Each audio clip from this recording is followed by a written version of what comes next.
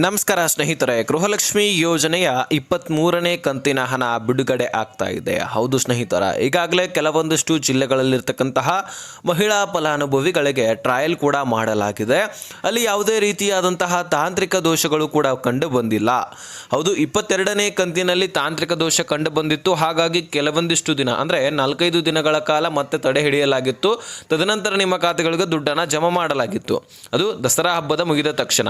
ಈಗ ದೀಪಾವಳಿ ಹಬ್ಬ ಕೂಡ ಮುಗಿದೋಗಿ ಬಹಳ ದಿನ ಆಯಿತು. ಆದರೆ ಸರ್ಕಾರ ಇನ್ನೂ ಕೂಡ ಮಹಿಳೆಯರ ಖಾತೆಗಳಿಗೆ ದುಡ್ಡನ್ನು ಜಮಾ ಮಾಡಲಿಕ್ಕೆ ಹಿಂದೆ ಮುಂದೆ ನೋಡ್ತಾ ಇದೆ. ಹಾಗಾದರೆ ಸರ್ಕಾರದ ಬಳಿ ದುಡ್ಡೇ ಇಲ್ಲ ಅಂತ ಕೆಲವೊಂದಿಷ್ಟು ಜನ ಮಾತಾಡ್ತಾ ಇದ್ರೆ, ಸರ್ಕಾರ ದಿಕ್ಕು ದಿವಾಳಿ ಆಗಿದೆ. ಗ್ಯಾರಂಟಿ ಯೋಜನೆಗಳಲ್ಲಿ ದುಡ್ಡೇ ಇಲ್ಲ ಸರ್ಕಾರದ ಬಳಿ. ಇನ್ನು ಬೇರೆ ಬೇರೆ ಯೋಜನೆಗಳಾಗಿರಲಿ ಅಥವಾ ಡೆವಲಪ್ಮೆಂಟ್ಗಳಾಗಿರಲಿ ಎಲ್ಲಿ ಮಾಡ್ತಾರೆ ಅಂತ ಸಾಕಷ್ಟು ಕ್ವಶನ್ಸ್ಗಳು ಉಂಟಾಗ್ತಾ ಇದೆ. ಸೊ ಇದು ಒಂದು ಕಡೆ ಆದರೆ ಸ್ನೇಹಿತರೆ, ಗೃಹಲಕ್ಷ್ಮಿ ಸಂಘಗಳನ್ನು ಪ್ರಾರಂಭ ಮಾಡ್ತಾ ಇದೆ ರಾಜ್ಯ ಸರ್ಕಾರ. ಹೌದು, ಇಲ್ಲಿ ಗೃಹಲಕ್ಷ್ಮಿ ಯೋಜನೆಯಲ್ಲಿ ಒಂದು ಸ್ವಲ್ಪ ತಡವಾದರೂ ಪರವಾಗಿಲ್ಲ, ನಿಮ್ಮ ಖಾತೆಗಳಿಗೆ ದುಡ್ಡು 100% ಬರುತ್ತೆ. ಯಾವ ಕಂತುಗಳು ಕೂಡ ಮಿಸ್ ಆಗೋದಿಲ್ಲ. ಅಂದರೆ ಈಗ 23ನೇ ಕಂತಿದೆ, 24ನೇ ಕಂತು ಹಾಕಬೇಕಾಗಿದೆ, 25ನೇ ಕಂತು ಹಾಕಬೇಕಾಗಿದೆ. ಅಂದರೆ ಆಗಸ್ಟ್, ಸೆಪ್ಟೆಂಬರ್, ಅಕ್ಟೋಬರ್ ತಿಂಗಳ ಹಣ ಹಾಕಬೇಕಾಗಿದೆ. ಸರ್ಕಾರ ಅದನ್ನು ಬಿಟ್ಟು ನೇರವಾಗಿ ನಿಮಗೆ ನವೆಂಬರ್ ತಿಂಗಳ ಹಣ ಹಾಕೋದಿಲ್ಲ. ಮೊದಲು ಹಿಂದಿನ ಕಂತುಗಳನ್ನು ಕ್ಲಿಯರ್ ಮಾಡ್ತಾರೆ, ತದನಂತರ ಮುಂದೆ ಬರ್ತಕ್ಕಂತಹ ಕಂತುಗಳನ್ನು ಜಮಾ ಮಾಡ್ತಾರೆ. ಹಾಗಾಗಿ ಯಾವುದೇ ಕಂತುಗಳನ್ನು ಕೂಡ ಇಲ್ಲಿ ಮಿಸ್ ಮಾಡೋದಿಲ್ಲ. ಅದರಲ್ಲಿ ಈಗ ಸದ್ಯಕ್ಕೆ ಗೃಹಲಕ್ಷ್ಮಿ ಸಂಘಗಳು ಪ್ರಾರಂಭವಾಗ್ತಾ ಇದೆ. ಹೌದು, ಒನ್ ಆಫ್ ದಿ ಬೆಸ್ಟ್ ಸ್ಕೀಮ್ಸಲ್ಲಿ ಈಗ ಇದೊಂದು ಅಂತಲೇ ಹೇಳೋದು ತಪ್ಪಾಗಲಿಕ್ಕಿಲ್ಲ.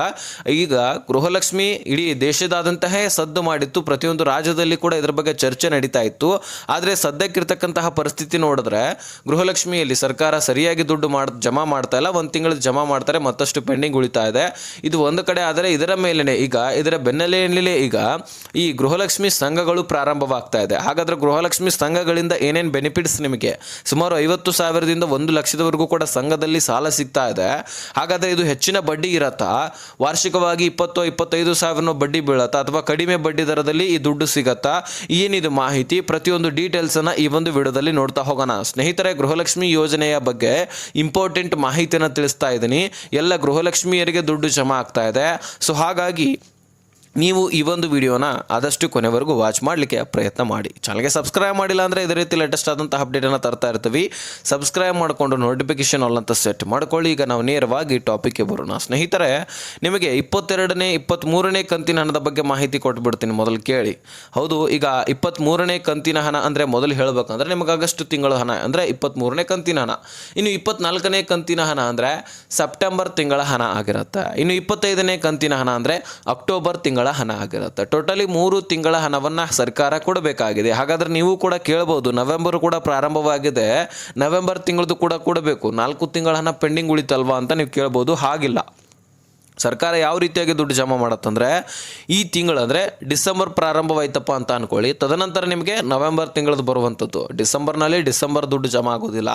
ಈಗ ಸರ್ಕಾರಿ ನೌಕರಸ್ಥರ ವೇತನ ಯಾವ ರೀತಿಯಾಗಿ ಜಮಾ ಆಗ್ತಿರತ್ತೆ ಆ ರೀತಿ ದುಡ್ಡು ಜಮಾ ಆಗುತ್ತೆ. ಈಗ ಸರ್ಕಾರಿ ನೌಕರಸ್ಥರು ಏನಪ್ಪ ಅಂದರೆ ಈಗ ನವೆಂಬರ್ನಲ್ಲಿ ಪೂರ್ತಿಯಾಗಿ ದುಡಿಮೆ ಮಾಡ್ತಾರೆ, ಅದು ಡಿಸೆಂಬರ್ನಲ್ಲಿ ವೇತನ ಜಮಾ ಆಗುತ್ತೆ. ಡಿಸೆಂಬರ್ನಲ್ಲಿ ಪೂರ್ತಿ ದುಡಿಮೆ ಮಾಡ್ತಾರೆ, ಅದು ಮುಂದಿನ ವರ್ಷ ಜನವರಿ 2026ಕ್ಕೆ ಜಮಾ ಆಗುವಂಥದ್ದು. ಹೀಗೆ ಒಂದು ತಿಂಗಳು ಪೂರ್ತಿಯಾಗಿ ದುಡಿಮೆ ಮಾಡಿದ್ರೆ ಮತ್ತೊಂದು ತಿಂಗಳಲ್ಲಿ ಅವರು ವೇತನವನ್ನು ಪಡಿತಾರೆ. ಹಾಗೆ ಗೃಹಲಕ್ಷ್ಮಿ ಸಂಘಗಳು ಕೂಡ ಪ್ರಾರಂಭವಾಗ್ತಾ ಇದ್ದು, ಇನ್ನು ಗೃಹಲಕ್ಷ್ಮಿ ದುಡ್ಡು ಕೂಡ ಅದೇ ರೀತಿಯಾಗಿ ಜಮಾ ಆಗ್ತಾ ಇದೆ.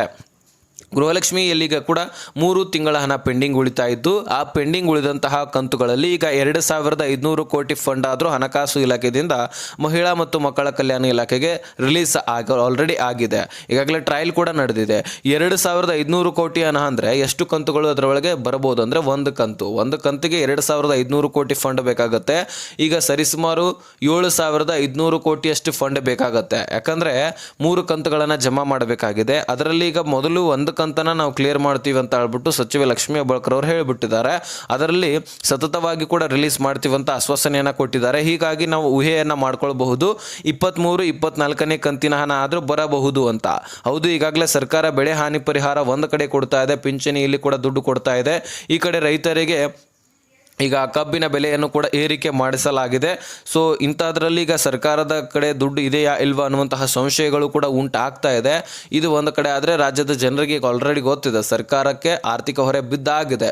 ಸಾಕಷ್ಟು ಖರ್ಚು ವೆಚ್ಚಗಳ ಈಗಾಗಲೇ ಆಲ್ರೆಡಿ ಗ್ಯಾರಂಟಿ ಯೋಜನೆಗಳಲ್ಲಿ ದುಡ್ಡನ್ನು ಹಾಕಿ ಸರ್ಕಾರದ ಬಳಿ ದುಡ್ಡೇ ಉಳಿದಿಲ್ಲ.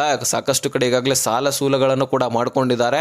ಸೊ ಹೀಗೆ ಮುಂದುವರಿತಾ ಹೋದರೆ ಇಡೀ ದೇಶದಲ್ಲಿ ಅಂದರೆ ಭಾರತದಲ್ಲಿನೇ ಯಾವುದಾದ್ರೂ ಸಾಲ ಹೆಚ್ಚಾಗಿರುವಂತಹ ರಾಜ್ಯ ಇದ್ರೆ ಅದು ನಮ್ಮ ಕರ್ನಾಟಕ ರಾಜ್ಯ ಅನ್ನುವಂತಹ ಪರಿಸ್ಥಿತಿಗೆ ಬಂದ್ಬಿಡ್ತೀವಿ ಅಂತ ವಿರೋಧ ಪಕ್ಷದ ನಾಯಕರು ಕೂಡ ಕೆಲವೊಂದಿಷ್ಟು ಕಡೆ ಮಾತನಾಡ್ತಾ ಇದ್ದಾರೆ. ಸೊ ಹಾಗಾದ್ರೆ ಸ್ನೇಹಿತರೆ, ಇದು ಒಂದು ಕಡೆ ನಿಮ್ಮ ಅನಿಸಿಕೆ ಏನು ಅನ್ನುವಂಥದ್ದನ್ನು ತಿಳಿಸಿ. ಒಟ್ಟಾರೆಯಾಗಿ 23ನೇ ಕಂತಿನ ಹಣ ಅಂತೂ ಬಿಡುಗಡೆ ಮಾಡ್ತಾ ಇದ್ದೀವಿ ಅಂತ ಆಶ್ವಾಸನೆಯನ್ನು ಕೊಡ್ತಾ ಇದ್ದಾರೆ. ಸರ್ಕಾರ ಏನೇ ಮಾಡಿದ್ರು ಸಹಿತ ಗೃಹಲಕ್ಷ್ಮಿಯರಿಗೆ ದುಡ್ಡು ಹಾಕಲೇಬೇಕು. ಯಾಕಂದರೆ ಮಾತನ್ನು ಕೊಟ್ಟಿದ್ದಾರೆ, ನುಡಿದಂತೆ ನಡೀತಾ ಇದ್ದಾರೆ. ಸೊ ಅದನ್ನು ಮುಂದುವರ್ಸ್ಕೊಂಡು ಹೋಗಬೇಕಾಗಿದೆ. ಈಗ ಲೇಟ್ ಆದರೂ ಪರವಾಗಿಲ್ಲ, ಒಟ್ಟಾರೆಯಾಗಿ ದುಡ್ಡನ್ನು ಜಮಾ ಮಾಡ್ತಿದ್ದಾರೆ. ಒಂದು ತಿಂಗಳು ಡಿಲೇ ಆಗ್ಬೋದು, ಆದರೆ ಇನ್ನೊಂದು ತಿಂಗಳಲ್ಲಿ ಒಟ್ಟಾರೆಯಾಗಿ ದುಡ್ಡನ್ನು ಕೊಡ್ತಾರೆ. ಅಷ್ಟಾದರೂ ಕೊಡ್ತಾ ಇದ್ದಾರೆ. ಒಂದು ಕಡೆ ಬೆಲೆಗಳು ಏರಿಕೆ ಆಗಿದೆ ಅಂತ ಹೇಳ್ಬಿಟ್ಟು ಸಾಕಷ್ಟು ಜನ ಪರದಾಡ್ತಾ ಇದ್ದಾರೆ. ನಮ್ಮ ದುಡ್ಡನ್ನು ನಮಗೇ ಕೊಡ್ತಾ ಇದ್ದಾರೆ ಅಂತ ಕೆಲವೊಂದಿಷ್ಟು ಜನ ಮಾತನಾಡ್ತಾ ಇದ್ದಾರೆ. ಇದು ಒಂದು ಕಡೆ ನೋಡಿದ್ರೆ ಸರಿ ಅನಿಸುತ್ತೆ. ಯಾಕಂದರೆ ಈಗಾಗಲೇ ಹಾಲಿನ ಬೆಲೆ, ಪೆಟ್ರೋಲ್ ಡೀಸೆಲ್ ಬೆಲೆ, ಇವೆಲ್ಲ ವಸ್ತುಗಳ ಬೆಲೆ ಏರಿಕೆ ಆಗ್ತಾ ಇದೆ. ಈಗಾಗಲೇ ಗಾಣದ ಎಣ್ಣೆ ಬೆಲೆ ಆಗಿರಲಿ ಅಥವಾ ನಿಮಗೆ ಬೇಕಾದ ದಿನಸಿ ಸಾಮಗ್ರಿಗಳ ಬೆಲೆ ಏರಿಕೆ ಆಗ್ತಾ ಇದೆ. ಈಗ ಮೆಟ್ರೋನಲ್ಲಿ ಬಸ್ ಟಿಕೆಟ್ ದರ ಏರಿಕೆ ಆಗ್ತಾ ಇದೆ. ಹೀಗೆ ಪ್ರತಿಯೊಂದರಲ್ಲಿ ಏರಿಕೆ ಆಗ್ತಾ ಇದೆ. ನಮ್ಮ ದುಡ್ಡನ್ನು ನಮಗೆ ಕೊಡ್ತಾ ಇದ್ದಾರೆ ಅಂತ ಹೇಳಿಕೆಗಳು ಕೇಳಿ ಬರ್ತಾ ಇದೆ. ಸೊ ಒಟ್ಟಾರೆಯಾಗಿ ಸರ್ಕಾರ ಈ ಕಡೆ ಬೆಲೆ ಏರಿಕೆ ಮಾಡಿದ್ರು ಈ ಕಡೆ ದುಡ್ಡನ್ನು ಕೊಡೋದು ನಿಲ್ಲಿಸಿಲ್ಲ. ಸ್ವಲ್ಪ ಡಿಲೇ ಆದರೂ ಫ್ರೀ ಬಸ್ಸನ್ನು ನಿಲ್ಲಿಸಿಲ್ಲ. ಇನ್ನು ಸದ್ಯಕ್ಕೆ 23ನೇ ಕಂತಿನ ಹಣ ಬಿಡುಗಡೆ ಆಗಿದೆ ಆಲ್ರೆಡಿ. ಈಗಾಗಲೇ ಕೆಲವೊಂದಿಷ್ಟು ಜಿಲ್ಲೆಗಳಿಗೆ ಬೆಂಗಳೂರು ನಗರ ಆಗಿರಲಿ, ಬೆಂಗಳೂರು ಗ್ರಾಮಾಂತರ, ವಿಜಯನಗರ, ಧಾರವಾಡ, ಯಾದಗಿರಿ, ಬೆಳಗಾವಿ, ಉತ್ತರ ಕನ್ನಡ, ದಕ್ಷಿಣ ಕನ್ನಡ ಕೆಲವೊಂದಿಷ್ಟು ಜಿಲ್ಲೆಗಳಲ್ಲಿ ದುಡ್ಡು ಜಮಾ ಆಗ್ತಾ ಇದೆ. ವರಿ ಮಾಡಿಕೊಳ್ಳುವಂಥ ಅವಶ್ಯಕತೆ ಇಲ್ಲ ಸ್ನೇಹಿತರೆ. ಇದರ ಜೊತೆಗೇ ಈಗ ಗೃಹಲಕ್ಷ್ಮಿ ಸಂಘಗಳನ್ನು ಕೂಡ ಪ್ರಾರಂಭಿಸ್ತಾ ಇದ್ದಾರೆ ಸರ್ಕಾರದವರು. ಇದರಿಂದ ಸರ್ಕಾರಕ್ಕೆ ಏನು ಲಾಸ್ ಇಲ್ಲ, ಆದಷ್ಟು ಒಂದು ಸ್ವಲ್ಪ ಅವರಿಗೆ ಲಾಭನೇ ಆಗುತ್ತೆ. ಇನ್ನು ಮಹಿಳೆಯರಿಗೂ ಕೂಡ ಲಾಭ ಆಗುವಂಥದ್ದು. ಯಾಕಪ್ಪ ಅಂದರೆ ಅತಿ ಕಡಿಮೆ ಬಡ್ಡಿ ದರದಲ್ಲಿ ನಿಮಗೆ ಸಂಘಗಳಲ್ಲಿ ಸಾಲ ಸಿಗುತ್ತೆ. ಈಗಾಗಲೇ ಸಾಕಷ್ಟು ಪ್ರೈವೇಟ್ ಸಂಘಗಳಿರ್ತವೆ ಅಥವಾ ಫೈನಾನ್ಸ್ಗಳಲ್ಲಿ, ಬ್ಯಾಂಕ್ಗಳಲ್ಲಿ ದುಡ್ಡನ್ನು ಪಡ್ಕೊಂಡಿರ್ತೀರಿ. ಅಲ್ಲಿ ಸಾಕಷ್ಟು ಬಡ್ಡಿಯನ್ನು ನೀವು ವಿಧಿಸ್ತಾ ಇರ್ತೀರಿ. ಒಂದು ದಿನ ಲೇಟ್ ಆದರೂ ಸಹಿತ 300 ರೂಪಾಯಿನೋ ಅಥವಾ 500 ರೂಪಾಯಿನೋ ನೀವು ಅಲ್ಲಿ ಬಡ್ಡಿಯನ್ನು ಕಟ್ತಾ ಇರ್ತೀರಿ. ಹಾಗೆ ಇಲ್ಲಿ ಹಾಗಿಲ್ಲ. ಗೃಹಲಕ್ಷ್ಮಿ ಸಂಘಗಳಂತ ಅಂದರೆ ವಾರದಲ್ಲಿ ಒಂದು ದಿನ ಫಿಕ್ಸ್ ಮಾಡಿ ಆ ವಾರದಲ್ಲಿ ಆ ದಿನದಂದು ನೀವು ದುಡ್ಡನ್ನು ಕೊಡ್ತೀರಿ.